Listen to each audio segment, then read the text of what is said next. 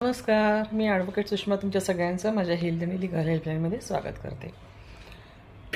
वयाची 40शी उलटली की सगळ्यांचं पोट सुटायला सुरुवात होते आणि त्या पोटाला आधीच कंट्रोल जर नाही केलं तर मात्र मग नंतर कंट्रोल करणं खूप कठीण जातं. मग सुरुवातीपासून जर तुम्ही उपचार केलेत आणि वजन वाढू नये याकडे लक्ष दिलं तर तुमचं पोट सुटणार नाही, वाढणार नाही आणि तुम्हाला नंतर त्याची लाजही वाटणार नाही. आता सुटलेलं पोट जर त्याचं कारण दुसरं काही असेल, म्हणजे काही दुसरे तुम्हाला विविध त्रास असतील आणि त्याच्यामुळे जर ते पोट वाढत असेल, असं म्हणतात की ज्यांना शुगर आहे त्याने जर पोटामध्ये इंजेक्शन घेतलं इन्शुलिनचं त्याच्यामुळे पोट वाढतं असं बरेच जण म्हणतात, पण मला त्याच्यातलं काही माहीत नाही आहे. माझा लोकांचा हा जो समज आहे हा गैरसमज आहे. असं काही नाही आहे की पोटामध्ये इंजेक्शन घेतल्यामुळे इन्शुलिनचं पोट वाढतं वगैरे, असं अजिबात नाही आहे. कारण बरेच लोक मी पाहिलेली आहेत की डायबिटीस असूनसुद्धा पोटात इंजेक्शन जरी घेतलं तरीसुद्धा त्यांचं पोट सपाट असतं. तर एनिवेज मला हे सांगायचं की पोट आधीपासून जर काळजी घेतली तर ते सुटणार नाही. तर आता पोट जर समजा सुटलंच असेल काही कारणाने तर काळजी काय घ्यायची पहिल्यांदा मी हे सांगते तुम्हाला.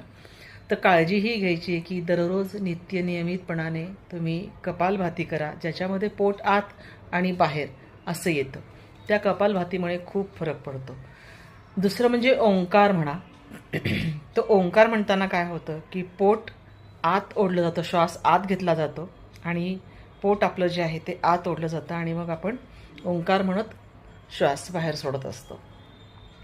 तर ह्या दोन क्रियेमुळे तर पोट आत जातच, म्हणजे सुटतच नाही पहिली गोष्ट. आणि सगळ्यात महत्त्वाची गोष्ट म्हणजे तुम्हाला सगळी आसनं जमत नसतील तर नका करू, पण एक महत्त्वाचं आसन नक्की करा, ते म्हणजे शलभासन.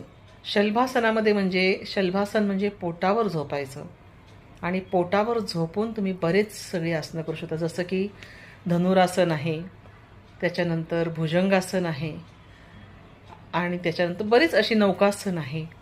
तर ही आसनं जर तुम्ही सुरुवातीपासून करत असाल तर तुमचं पोट काही केल्या सुटणार नाही. आता मी गेले कित्येक वर्ष ही आसनं करत आहे, त्याच्यामुळे मला माझं पोट सुटण्याचा अनुभवच नाही आहे. म्हणजे पोट सुटतं कसं ह्याचासुद्धा मला प्रश्नच पडतो. एवढं जर तुम्ही केलं तर पोट सुटणार नाही, पण ठीक आहे, पोट सुटलं काही कारणामुळे, एखादी व्याधी असेल त्याच्यामुळे जर पोट सुटलं असेल किंवा एखाद्याला झोपून राहण्यामुळे असं काही झालं असेल, काही खूपदा असं होतं की फ्रॅक्चर वगैरे झालं आहे आणि म्हणून झोपून राहावं लागलं आहे, म्हणून पोट सुटलं आहे काही कारणामुळे, तर 3-3 महिने झोपून राहावं लागतं असंही होतं.